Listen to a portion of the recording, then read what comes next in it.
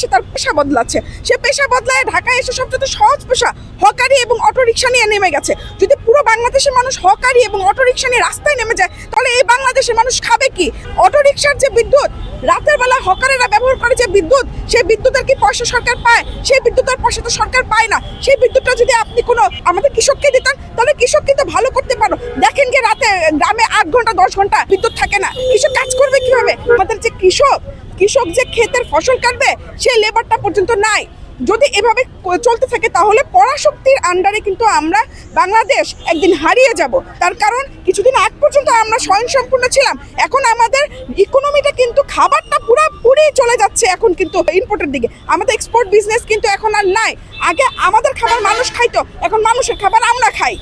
কৃষককে পর্যাপ্ত পরিমাণ সুযোগ সুবিধা দিয়ে না দেওয়ার ফলে কৃষক মরে যাচ্ছে। কৃষক মরে যাচ্ছে মানে সে তার পেশা বদলাচ্ছে। সে পেশা বদলায় ঢাকায় এসে সবচেয়ে সহজ পেশা হকারি এবং অটোরিকশা নিয়ে নেমে গেছে। যদি পুরো বাংলাদেশের মানুষ হকারি এবং অটোরিকশা নিয়ে রাস্তায় নেমে যায় তাহলে এই বাংলাদেশের মানুষ খাবে কি?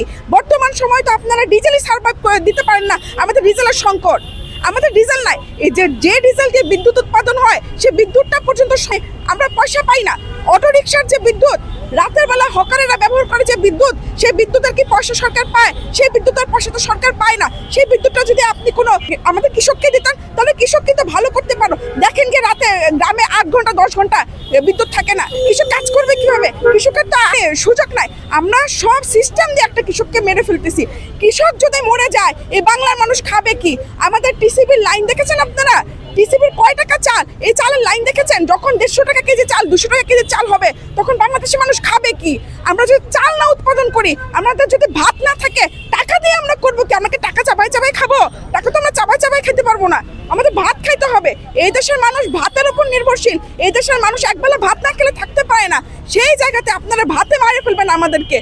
এই যে লেবারের মিসম্যানেজমেন্ট, এই লেবারের মিসম্যানেজমেন্টে এই দেশের মানুষ দুর্ভিক্ষে ভুগবে। আপনি যদি আপনার খাবারের ভাতের দায়িত্ব নিতে না পারেন, এই দায়িত্ব তো কেউ নিবে না।